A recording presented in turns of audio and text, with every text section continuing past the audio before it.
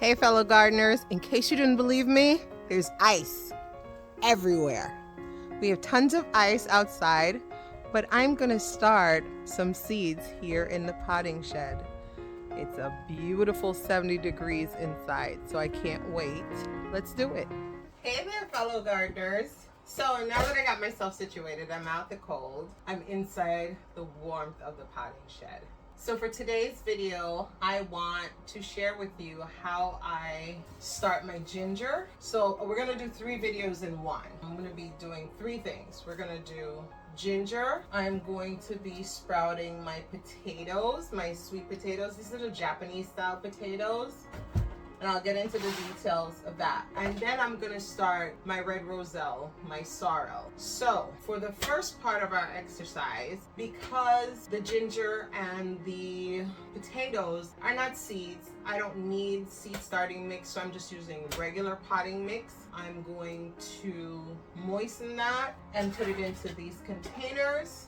And it's a very simple process. And then I'm gonna put it on the heat mat and they're just gonna sit there, and I'm gonna keep the soil moist, not wet, and it will sprout. I can throw up the video last year of how I grew my potato slips in the greenhouse, and of course my ginger harvest. The first year I did ginger on the scale that I did the ginger grow along. I had too much ginger, so I'm scaling back to what we have here. All right, so let's get started. Pretty much need to open up this bag. I got my little table. I'm trying to be good and work with my gloves here. So when I pour the soil out the bag, it's a little clumpy, so I want to break that up. It's not frozen, thank goodness. And you're wondering, if you're wondering, where am I getting water? There's water inside the greenhouse. So I just fill my bucket from there. So that way, I don't have a frost-free outside that I can use all year. I have a hose and I have water inside the greenhouse. Even though it's cold in the greenhouse, but we have heaters, and I pretty much have the heater situated by where my water source is because I do not want my pipes to freeze. And the reason I'm doing that is because we haven't installed the HVAC system for the greenhouse yet, which we're gonna do in a couple weeks when all the crazy ice and snow melts. We're getting there. More. I guess it was really dry. See? There's no water coming out. I like to, when I moisten the soil, I can make a little ball, and we're almost there. So I bought this little table on Amazon because I was trying to figure out, my last video that I did, it was a little cumbersome because I was at the counter. I couldn't turn to you guys directly. So I got this little adjustable table on Amazon so I can put this on top so I can really work on the soil. And it was literally 20 bucks. It's not a sponsored video, but I will put a link of this little thing that I got, description below. If you're looking for like a little table, if you're in a small space, pretty cool. So I think we got our ball. All right, so we're ready. So let me push this off to the side. What I love about this thing, it serves dual purpose. So these are the containers. Yeah, I've used these before to start ginger and stuff. So I'm only filling this like halfway. That's it. So I'm gonna do the potatoes first because I think I need to rip the tops off the ginger. So these are potatoes that I bought at Whole Foods. Last year I did potatoes that I got at the local market. Now this one is special because this came from my harvest from last year. So I want to sprout this one, see how it does, because I grew it. Well, technically I didn't, my dad did. So I gave him a couple of slips and he grew it and gave it back to me. So I'm super excited about this one. Putting it in because you want to make sure there's soil below. I'm trying to make enough space. And all 4 fit. So now you're not covering your potatoes. The goal is not to cover the potatoes, but you want to have enough soil mounded up around it. You want it to be exposed. So I'm just putting soil in the crevices. There's no science to this for me. I tried it, it worked. So I should mark my little baby over here. But it's not as elongated as the other potatoes. So I'll know which one is, I'm gonna call it Daddy's potato. And that's it. I'm gonna mist this, even though I dampened the soil. I have my little sprayer here. Just to moisten it a little bit more.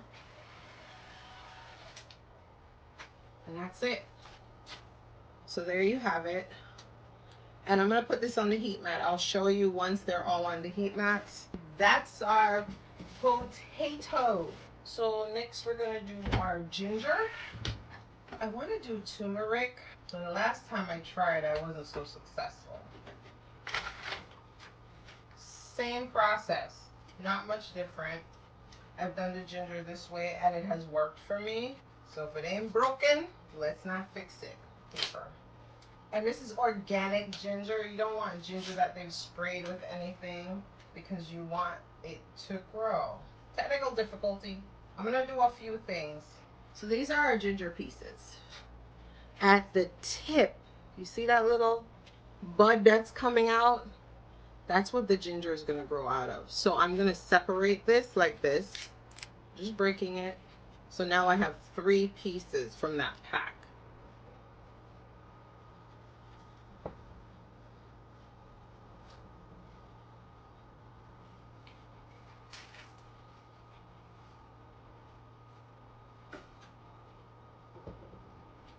This one I'm gonna break again.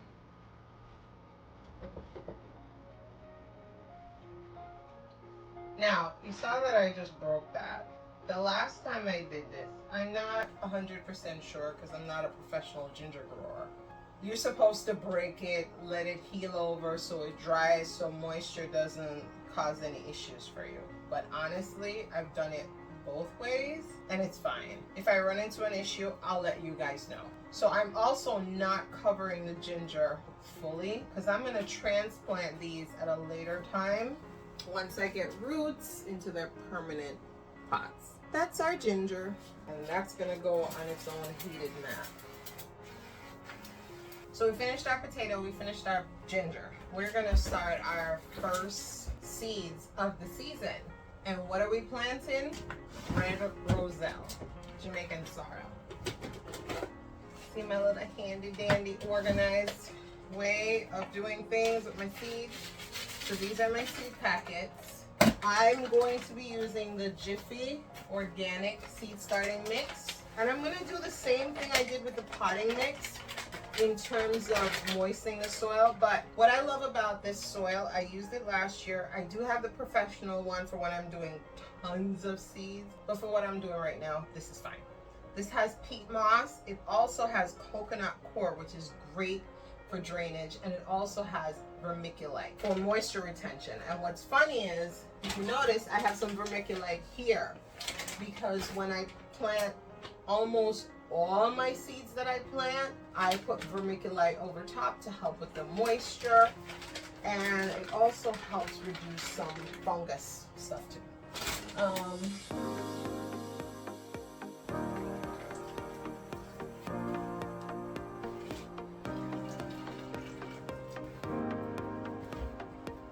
Same concept, I can make my little balls.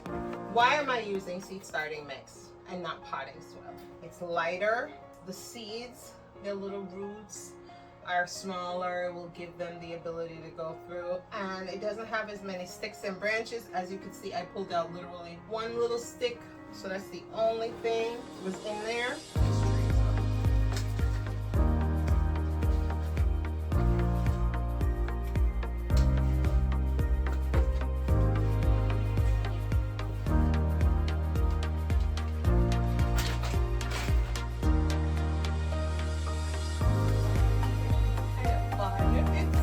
Fun playing in dirt all over again.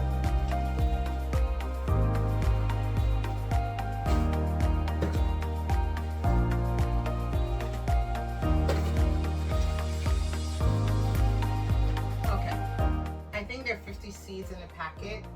So 4 of these are fine. So I'm gonna bring the camera a little closer so you can see up close what I'm doing. Okay, so I want to explain a couple of things for new gardeners. The trays that I'm using, they have holes in the bottom.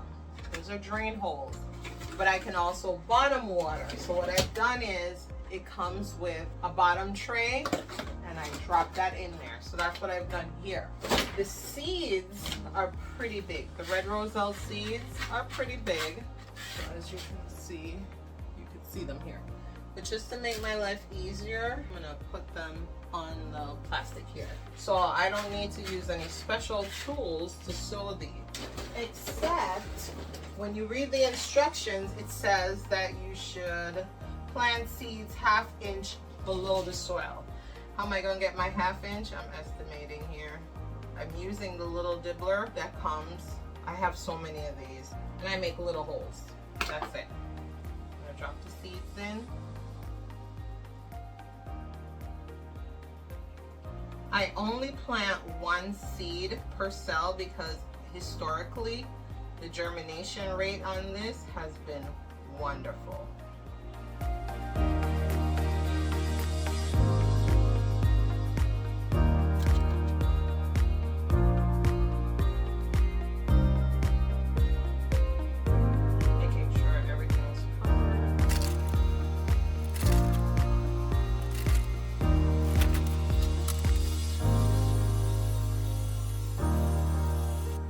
I'm going to cover it with the dome. I'm going to make sure the dome covers are closed.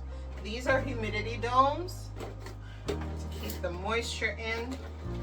I'm going to put these over here until it's time to set them up on the heat mat. I'm going to rinse and repeat the process for another 3 times.